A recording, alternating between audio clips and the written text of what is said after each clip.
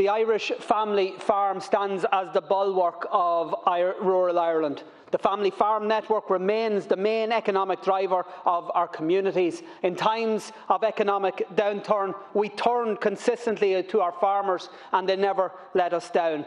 The success of family farms is a success for us all, because when a small farm in our constituency makes a profit, it isn't siphoned off to a tax haven, it's not distributed in shareholder dividends, it's spent in the local community, in the hardware store, in the grocer, it goes to the local GAA draws, it goes to the local farm contractors, it goes to the local pubs or the restaurant. But the problem increasingly is that farmers, particularly beef farmers, aren't making a profit to redistribute through our communities. Farm incomes have remained static at best for over 2 decades, and successive governments have simply allowed this position to worsen. For the past 5 years, Laskin Corla, Sinn Féin have been calling for radical reform to deliver for our family farmers, particularly our beef sector. We've outlined what I have described as the 3 Fs: fair cap, fair play and fair prices. We now know that there won't be a fair cap. Irish farming has been sold out in that regard.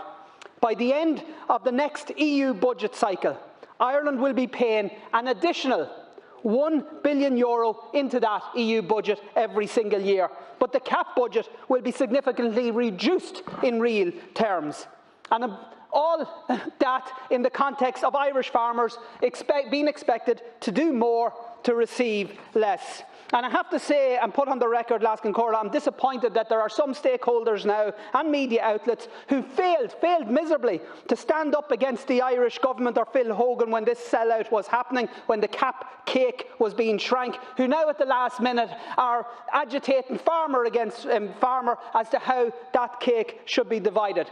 And let me also put on the record and say categorically to Minister McConalogue and his colleagues that it will be an absolute scandal in the context of that shrinking budget if any single individual or enterprise is still receiving over €100,000 in farm payments in the context of most farmers struggling to survive on a fraction of that. The time for an upper limit payment of around €60,000 per annum is now, because most Irish farmers today are producing more food to higher standards than their parents, but with less income to show for it, while at the other end we see their produce being used as a loss leader for large retailers who, alongside the processors, are making ever-increasing profits. And therein lies the big secret of Irish agriculture, that there's money to be made in beef.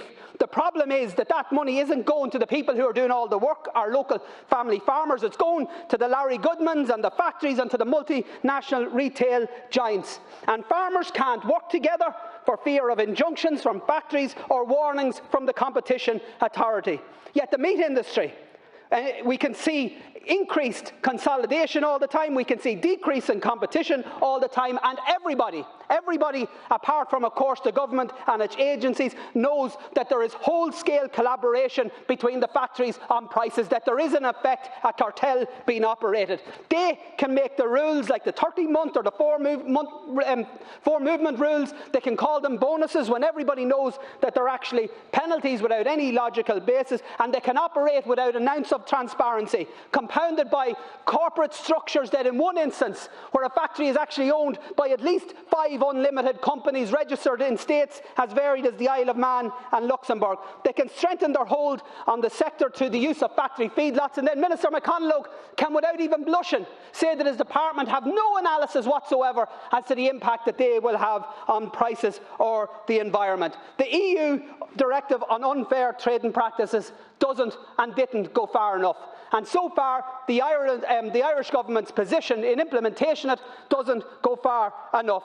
What we need is a regulator with real teeth to hold the factories and the retailers to account. I'm not that pushed on what the name of it is, but it has to have the power to address unfair and imbalanced trading relationships within the sector. It has to have additional powers to investigate, and it has to have the ability to level real penalties on the factories who are bleeding our family farmers dry. That's the least our farmers expect and deserve, and that's the litmus test for this government.